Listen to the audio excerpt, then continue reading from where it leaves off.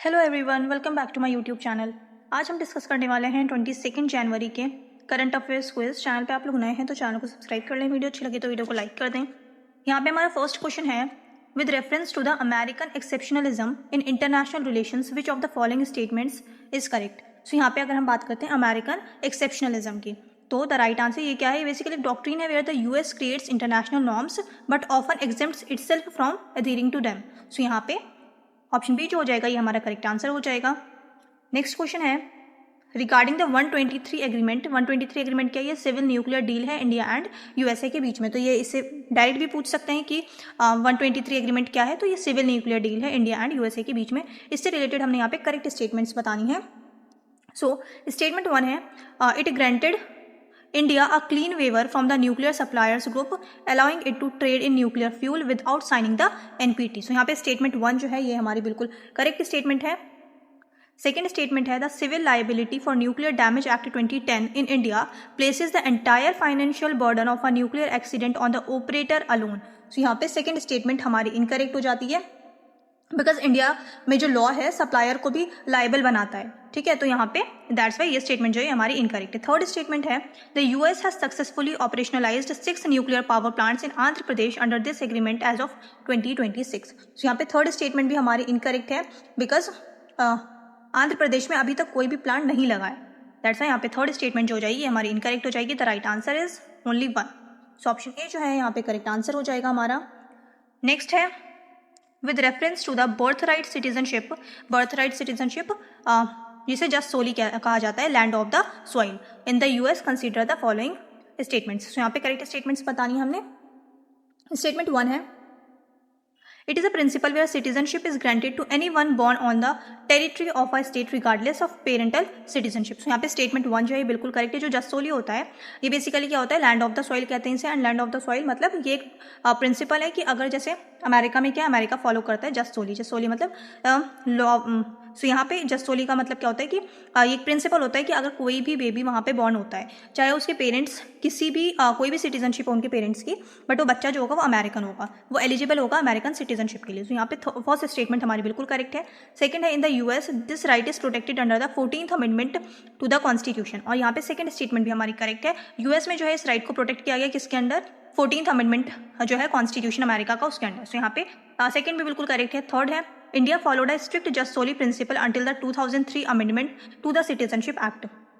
सो यहाँ पे अगर हम बात करते हैं कि इंडिया जो है 2003 तक फॉलो करता था जस्ट सोली, तो यहाँ पे अगर यहाँ पे लिखा है कि स्ट्रिक्टली फॉलो करता था 2003 तक, बट ऐसा नहीं है। 1987 तक इंडिया ने स्ट्रिक्टली फॉलो किया है जस्ट सोली। चाहे कोई भी, जैसे अमेरिका में अभी होता है कि चाहे मदर या फादर कहीं के भी होंगे सिटीजन, बट चाइल्ड जो होगा वो एलिजिबल होगा। बट इंडिया में 1987 के बाद या तो फादर या मदर, मतलब कोई एक पेरेंट जो है वो इंडिया का होना जरूरी होता था। तो यहाँ पे स्ट्रिक्टली कह रहे हैं कि हमने 2003 तक फॉलो किया है, तो नहीं। अगर यहाँ पे जनरल अगर स्ट्रिक्टली नहीं लिखा होता तब ये करेक्ट स्टेटमेंट थी। बट 1987 से इंडिया ने रिस्ट्रिक्शंस लगाने शुरू कर दिए थे, मतलब पार्शियली फॉलो करना शुरू कर दिया था। अब बिल्कुल ब्लाइंडली जैसे अभी यूएस फॉलो करता है, वैसे 1987 तक ही इंडिया ने फॉलो किया है, 2003 तक नहीं। 1987 से लेकर 2003 तक कोई एक पेरेंट जो है वो इंडियन होना ही चाहिए था। तो वहाँ पे इंडिया जस्ट सोली फॉलो करता था, बट अब इंडिया फॉलो नहीं करता है जस्ट सोली। तो यहाँ पे जो है थर्ड स्टेटमेंट हो जाएगी हमारी इनकरेक्ट। करेक्ट पूछ रहे थे, राइट आंसर हो जाएगा option A 1 and 2 only. Next question है, consider the following statements regarding scramjet and ramjet engines. So ये स्क्रैमजेट एंड रामजेट ये टर्म्स दे सकते हैं, पूछ सकते हैं क्या है, तो ये क्या है? ये इंजन्स हैं। इनसे रिलेटेड हमने यहाँ पे करेक्ट स्टेटमेंट्स बतानी है।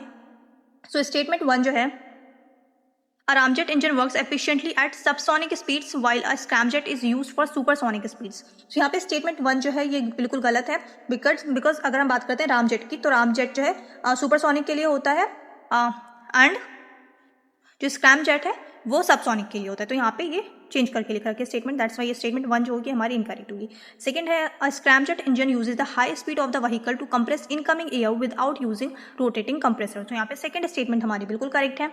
थर्ड स्टेटमेंट है, unlike ramjets scramjets use liquid oxygen as an oxidizer carried within the aircraft. तो यहाँ पे अगर हम थर्ड स्टेटमेंट की बात करें तो ये भी हमारी इनकरेक्ट है, बिकॉज स्क्रैमजेट्स जो है एटमॉस्फेयर से ऑक्सीजन लेते हैं, ऑक्सीडाइजर्स कैरी नहीं करते। दैट्स वाई यहाँ पे थर्ड स्टेटमेंट जो हो जाएगी हमारी इनकरेक्ट हो जाएगी। The right answer is option B only 2। Only 2 जो है यहाँ पे हमारा करेक्ट आंसर होगा।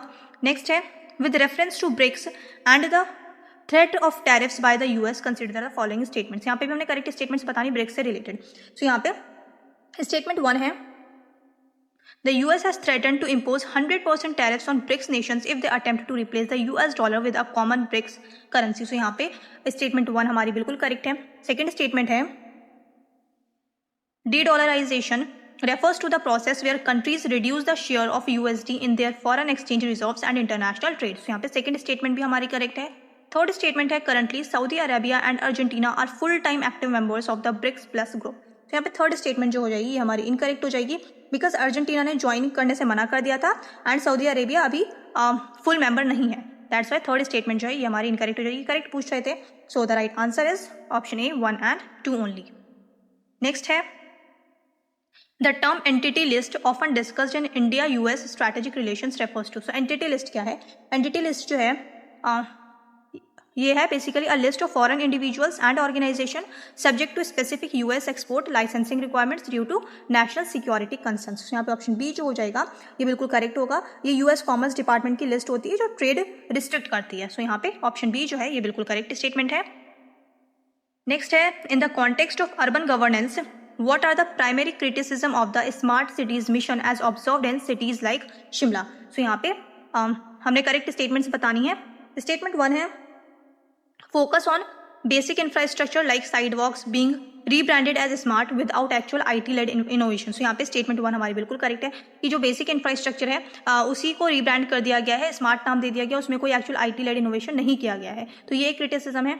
सो यहाँ पे स्टेटमेंट 1 बिल्कुल करेक्ट है। सेकेंड है excessive dependence on special purpose vehicles which bypass the elected local municipal bodies. So यहाँ पे स्टेटमेंट 2 जो है ये भी हमारे बिल्कुल करेक्ट स्टेटमेंट है। थर्ड है a pan city approach that ensures 100% of the city area is covered under smart technological intervention. So यहाँ पे थर्ड स्टेटमेंट जो हो जाएगी ये हमारी इनकरेक्ट स्टेटमेंट हो जाएगी। थर्ड स्टेटमेंट इनकरेक्ट है बिकॉज ये सिर्फ स्पेसिफिक एरियाज को टारगेट किया है, पूरी सिटी को नहीं टारगेट किया है। दैट्स वाई थर्ड स्टेटमेंट हमारी इनकरेक्ट है। The right answer is option A 1 and 2 only. Next है regarding the World Health Organization which of the following statements are correct। So WHO से रिलेटेड हमने यहाँ पे करेक्ट स्टेटमेंट्स बतानी है। Statement 1 है it is a specialised agency of the UN responsible for international public health. So यहाँ पे statement 1 बिल्कुल करेक्ट है।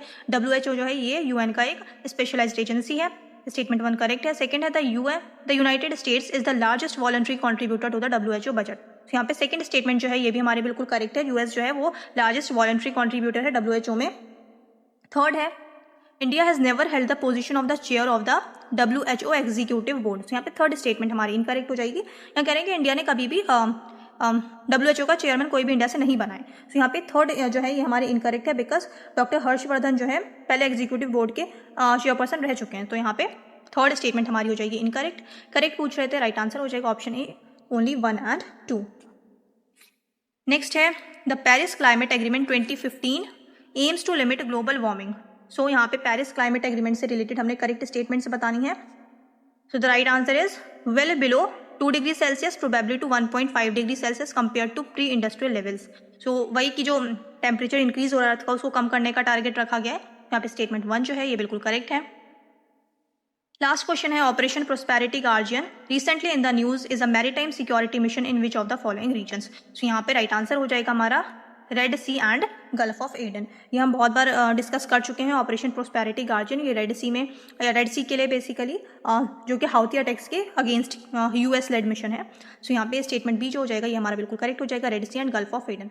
आई होप आप लोगों ने अच्छे से प्रैक्टिस की होगी। चैनल पर आप लोग नए हैं तो चैनल को सब्सक्राइब कर लें, वीडियो अच्छी लगी तो वीडियो को लाइक कर दें। अब मिलते हैं नेक्स्ट सेशन में।